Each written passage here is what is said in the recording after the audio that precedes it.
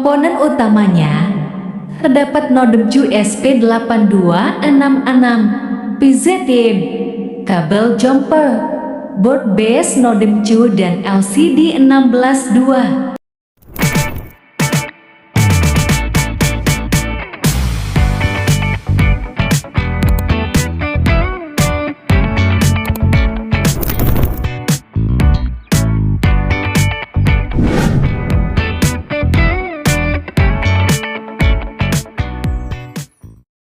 Cara memasukkan pin tepinnya, yang pertama ada pin tipin dari Liquid Crystal Display ke modem USB 8266 dari ground to ground, lalu VCC ke 5 volt atau VIN, lalu SDA ke D2 dan SCL ke D1.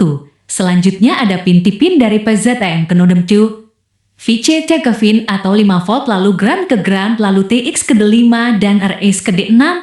Dan yang terakhir ada pin tipin dari ZEM ke PLN, lebar in ke fasa, lalu N-in ke netral, lalu lebar out ke fasa beban, dan N-out ke netral beban.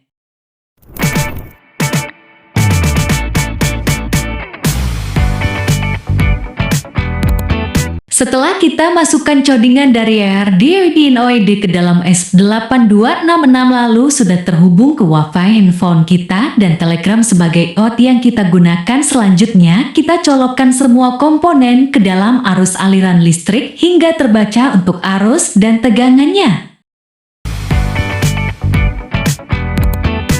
Setelah kita beri aliran listrik ke dalam alat atau komponen yang kita buat, karena di sini tugas proyek saya membuat sistem monitoring tegangan dan arus, lalu kita beri beban pada aliran listrik agar terbaca berapakah arus dan tegangan yang dimiliki beban tersebut. Di sini saya menggunakan kipas angin sebagai beban yang akan kita baca arus dan tegangan, yang semula kita lihat di video sebelumnya tampilan di Liquid Crystal Display arus dan tegangannya itu 0. Setelah kita beri beban atau kita colokkan kipas angin, susah mulai terbaca untuk tegangannya berapa dan arusnya berapa.